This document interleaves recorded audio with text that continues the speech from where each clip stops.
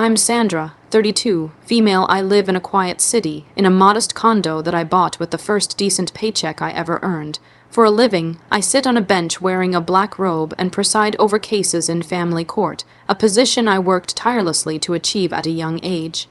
My life is structured and logical, built on principles of fairness and evidence, a stark contrast to the emotional chaos that nearly derailed it all. It's a story about my ex-wife, who left me because she thought my future was worthless, only to invite me to her new, lavish wedding a year later, never suspecting that my arrival would be her downfall. Before this story unfolds, I'd love to connect with you. Please let me know in the comments where you're watching from and what time it is in your corner of the world. It's amazing to see how far these stories can travel. Jess and I met in law school. She was vibrant and magnetic, drawn to the promise of corporate law with its towering skyscrapers and seven-figure salaries. I was the quiet, determined one, buried in books about public service and justice, dreaming of a career that served the community. We were opposites, but we worked. She brought excitement to my structured life, and I provided the stability she seemed to crave. We married a month after we passed the bar exam, two young lawyers ready to take on the world, or so I thought. Our first few years were a struggle, as they are for most young couples. We were buried under a mountain of student loan debt. I took a job as a public defender, a role that was emotionally rewarding but financially draining. The pay was abysmal. I often came home exhausted and emotionally spent, carrying the weight of my clients' desperate situations. Jess, meanwhile, quickly realized the grueling 80-hour weeks of corporate law weren't for her. She quit after a year and decided to get her real estate license, convinced she could make a fortune selling luxury properties. Just imagine, Sandy, she'd say, scrolling through listings of mansions we could never afford. We could live in a place like this one day. No more ramen noodle dinners, no more budgeting every single dollar. I supported her dream, even when it meant our finances grew tighter. I took on extra pro bono cases to make ends meet while she studied and networked. I believed in her, and I believed in us. The problem was, her dream of wealth wasn't a shared goal for the future. It was a requirement for the present. My small public defender's salary became a constant source of her frustration. She saw it not as a noble sacrifice, but as a personal failure, a sign that I wasn't ambitious enough. My friends' husbands are all making partner. She'd complain after a brunch outing, they're buying lake houses, and what are we doing? We're still paying off the loan for this tiny condo. I tried to explain that I was on a different path. I had ambitions of my own to one day become a judge. It was a long road, one that required years of paying public service to build the right kind of experience. It was a path of integrity, not income. It's a marathon, Jess, not a sprint. I'd tell her, we're building a foundation. But she wasn't interested in the foundation. She wanted the finished skyscraper, and she wanted it now. I was so focused on my work and our future that I didn't see how deep her resentment ran. I didn't realize that while I was building a career based on justice, she was looking for a shortcut to the life she felt she deserved. I thought we were a team, paying our dues together. In reality, I was just an investment that wasn't paying off fast enough for her. The cracks were forming, deep and silent, and I was completely oblivious until the day she decided to cash out. The end came abruptly, without the dramatic fight I might have expected. It was a Tuesday evening. I came home late, drained from a particularly difficult case involving a child custody battle. The apartment was strangely quiet. A suitcase stood by the door. Jess was in the living room, dressed in an expensive outfit I'd never seen before. She wasn't looking at me. She was admiring her reflection in the dark screen of the television. "Where are you going?" I asked, my heart starting to pound. "I'm leaving, Sandra," she said calmly, finally turning to face me. Her expression wasn't sad or angry, it was detached, almost bored. "I can't do this anymore. I can't live like this, I repeated, confused. "We're fine, Jess. Things are tight, but we're getting by. My application for the judicial appointment is being reviewed. This is what we've been working towards." She laughed, a short, bitter sound. "No, Sandy, this is what you've been working towards. I've been waiting for you to get serious about making real money, and it's clear that's never going to happen. You're content being a legal charity worker." The words stung, but the coldness in her eyes hurt more. "That's not fair. I've been supporting us while you built your real estate career, and I appreciate that," she said, her tone condescending. "But my career is taking off now. I'm meeting people, important people. I have a certain image to maintain. I can't be tied to someone who thinks $1.50 salary is a badge of honor. That's when she told me about David King. He was an investment banker, one of the wealthiest and most influential men in the city. She had met him while showing him a penthouse downtown. He was twice our age, recently divorced, and incredibly rich. He could give her the life she dreamed of instantly. There was no marathon, no waiting, no paying dues. He was the sprint, the finish line, and the trophy all in one. I felt numb. The woman I had shared my life with, my dreams with, was standing in front of me and reducing our entire relationship to a financial transaction.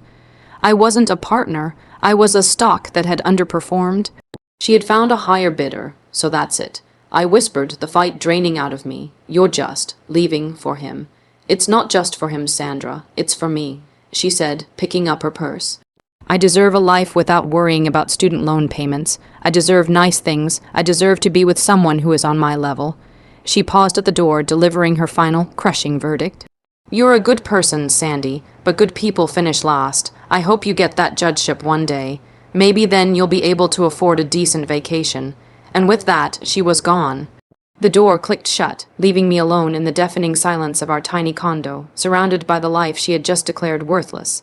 It wasn't just a breakup, it was a judgment, and in her court I had been found wanting.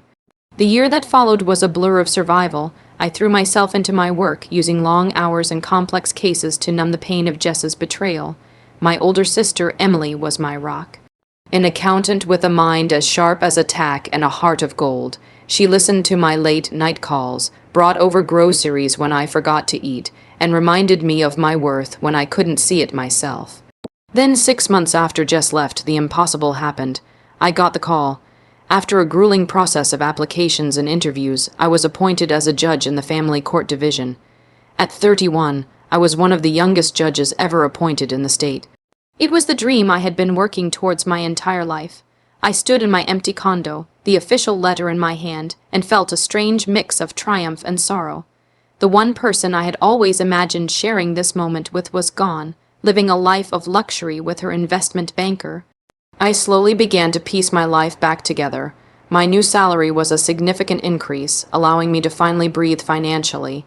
I paid off a huge chunk of my student loans and even started a savings account. I bought new furniture and painted the walls of the condo, erasing the last traces of Jess.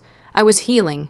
I was moving on. Then, almost exactly a year to the day she left, an envelope arrived in my mailbox. It was thick cream, colored cardstock with my name written in elegant gold calligraphy. My stomach twisted. I knew that handwriting. It was from Jess. With trembling hands, I opened it. Inside was a wedding invitation. Jessica Sterling and David King requested the honor of my presence at their marriage ceremony at the city's most exclusive country club. The invitation was ostentatious, dripping with wealth and arrogance. It felt less like an invitation and more like a final taunt, a victory lap designed to show me everything I had lost, or rather, everything I had failed to provide. I sank onto my sofa, the invitation in my hand. Why would she invite me? Was it a cruel joke, a misguided attempt at making peace, or was it pure, unadulterated narcissism? She wanted an audience for her triumph, and she wanted me to have a front row seat to witness her upgrade. My first instinct was to throw it in the trash, to burn it and forget I ever saw it. But then, a different feeling began to bubble up from deep within me. It wasn't sadness or anger. It was something colder, sharper. It was the feeling I got in my courtroom when I listened to testimony and sensed a lie, when I saw a detail that didn't add up. Why would a woman who left me for being poor be so intent on showing off her new wealth to me? It was too much, too loud. It was the behavior of someone deeply insecure. Someone who needed to prove something not just to me, but to everyone, and maybe, just maybe, to herself. I looked at the invitation again, at the perfectly embossed names, Jessica Sterling and David King. An idea, wild and audacious, began to form in my mind. She wanted me to come to her wedding. Fine, I would go, but I wouldn't be coming as the poor, heartbroken ex-wife she remembered. I would be coming as Judge Sandra, and I would bring a gift she would never forget, the truth.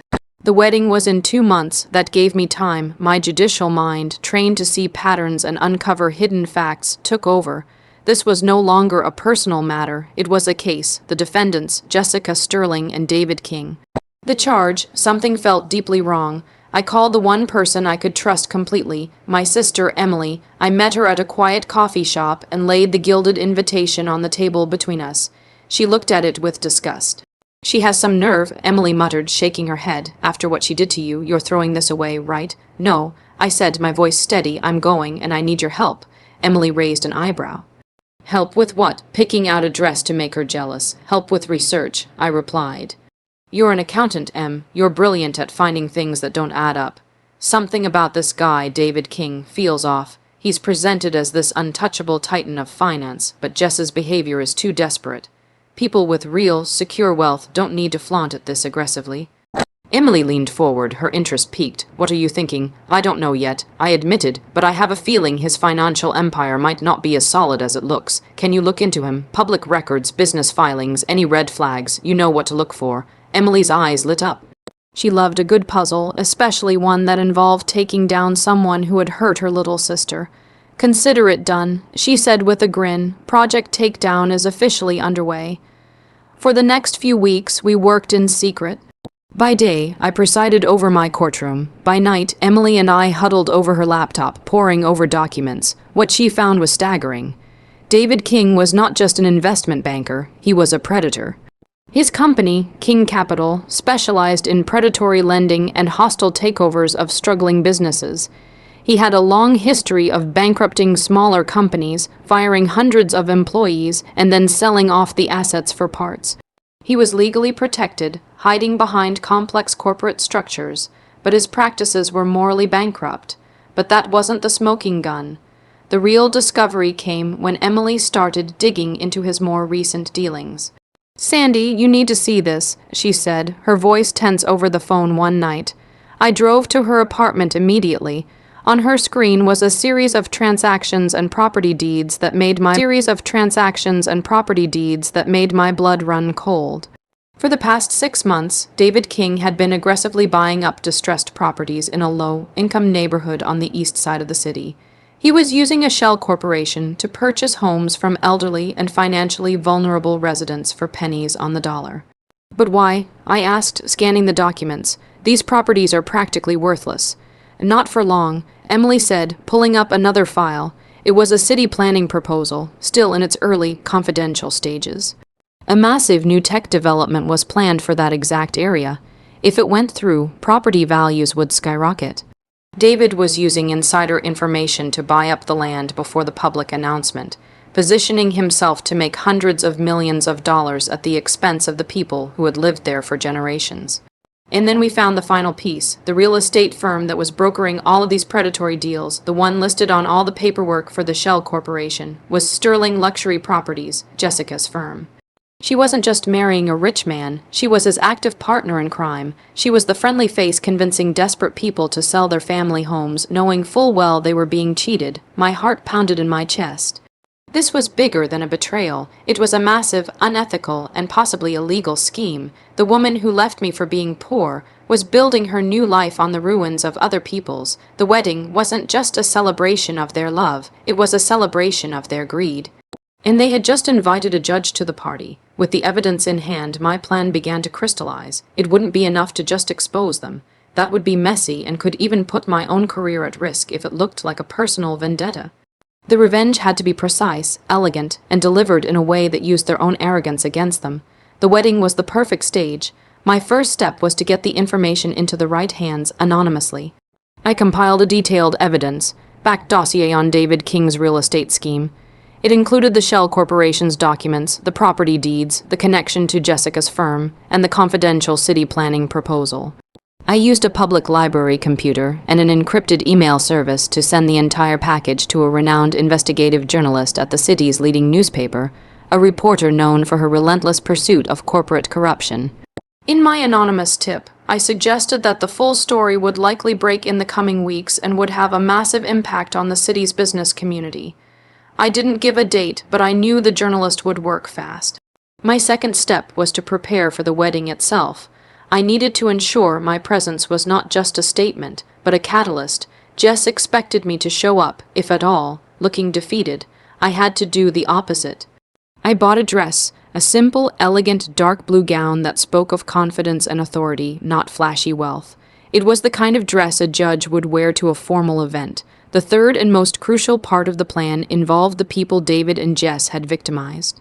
Through public records, Emily and I were able to identify several of the families who had sold their homes to David's shell corporation. I reached out to a lawyer I knew from my public defender days, a fierce advocate for social justice named Maria. Without revealing my personal connection, I presented her with the evidence of the predatory scheme and connected her with the families. I knew Maria would organize them and file a lawsuit. The timing was critical. I advised her to file the suit on the Friday before the Saturday wedding. It would be public record by then, but the news cycle would be slow over the weekend, likely not reaching the mainstream until Monday. However, a certain investigative journalist would be watching the court filings very closely. My plan was a house of cards, with each piece needing to fall at the exact right moment. The journalist would be on the verge of publishing her expose. The lawsuit from the families would have just been filed, providing the legal backbone for her story, and I would be walking into the wedding reception, ready to watch it all come crashing down. Emily was nervous.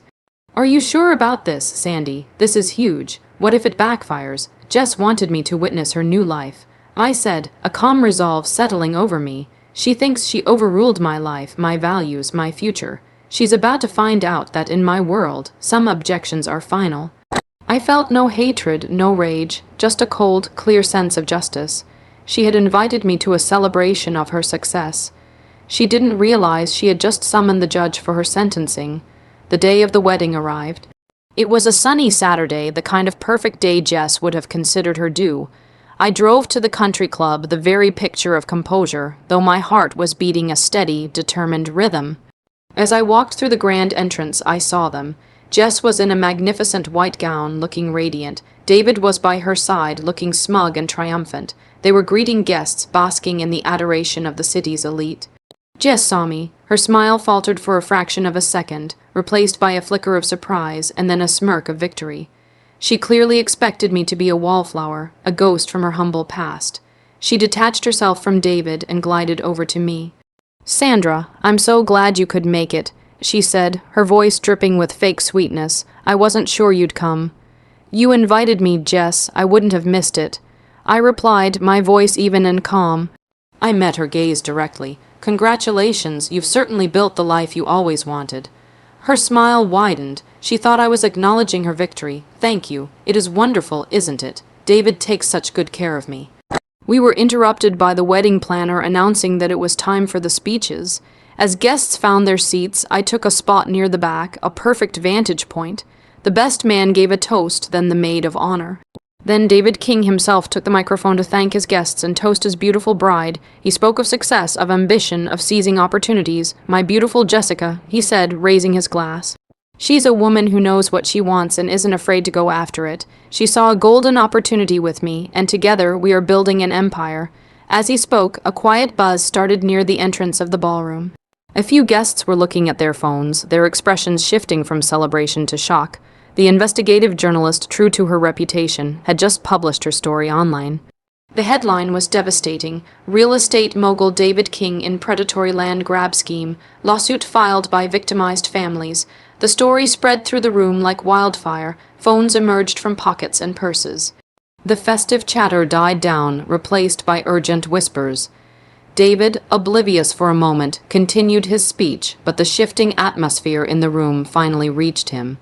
He faltered, his smile wavering as he saw the faces of his powerful friends turning towards him with looks of confusion and dawning horror. Jess's face went pale. She pulled out her own phone, her hands shaking. I watched as her eyes scanned the screen, her perfectly made-up face crumbling into a mask of disbelief. She looked up, her panicked gaze sweeping the room until it landed on me. I held her stare from across the ballroom. I didn't smile, I didn't gloat, I simply gave her a small, almost imperceptible nod. In that one look, she understood everything. She understood that her invitation wasn't just an invitation, it was a subpoena. She understood that my presence wasn't that of a guest, it was that of a judge, and she understood that this perfectly orchestrated wedding wasn't her coronation, it was her public trial. David's father-in-law, a powerful man on the board of several banks, was reading the article, his face turning a dark shade of red. He stood up and walked directly to David, showing him his phone and speaking in a low, furious voice. The music had stopped. The entire room was silent, watching the train wreck in real time. Jess looked at David, then back at me, her eyes wide with terror and rage. She had wanted to show me her perfect life built on wealth and power. Instead, I had presented my evidence, and her entire empire, built on a foundation of greed and deceit, was collapsing before her very eyes. The verdict was in. I didn't stay to watch the rest. I had seen enough. As I walked out of the ballroom, leaving the chaos behind, my phone buzzed. It was a text from Emily, case closed. I smiled, a real, genuine smile, for the first time in what felt like forever. I got in my car and drove away, the sounds of the ruined wedding fading behind me. The aftermath was swift and brutal. The news story exploded. David King became a pariah overnight. His business partners deserted him, his lines of credit were frozen, and the city launched a full-scale investigation into his business practices. The lawsuit filed by the families Maria represented grew into a class action suit, and with the public outcry, they were in a powerful position to win back what they had lost and then some. As for Jess, her world imploded. The scandal destroyed her reputation. The name Sterling Luxury Properties was now synonymous with fraud. She was dropped by her brokerage, and no one in the city would touch her. I heard through the grapevine that the wedding was, of course, called off. David, in a desperate attempt to control the damage, publicly blamed her, claiming she was a rogue agent who had misled him. She was left with nothing. No fiancé, no career, no money. She had traded a life of integrity for a shortcut to wealth, and the shortcut had led her right off a cliff. About a month later, a letter arrived at my chambers. It was from her. It was a rambling, pathetic mess of accusations and self-pity. She blamed me for ruining her life. She called me vengeful and cruel. There was not a single word of remorse for what she and David had done to those families, or even for what she had done to me. It was all about what she had lost. I read the letter, and then I did what I should have done with her wedding invitation. I threw it in the trash. It was irrelevant. My life, on the other hand, had never been clearer. My work as a judge felt more meaningful than ever. Every day, I presided over cases, listened to stories, and made decisions based on facts and fairness. I had found my purpose, a purpose that had nothing to do with money or status. I was building a life on my own terms, a life of substance. Jess thought I was poor because my bank account was small. She never understood that true wealth isn't measured in dollars. It's measured in integrity, in purpose, in the peace you feel when you can look at yourself in the mirror and know you've done the right thing. She left me for being poor, but in the end, it was she who was truly bankrupt. I had closed the case on our past, and for the first time, my future felt completely and justly my own.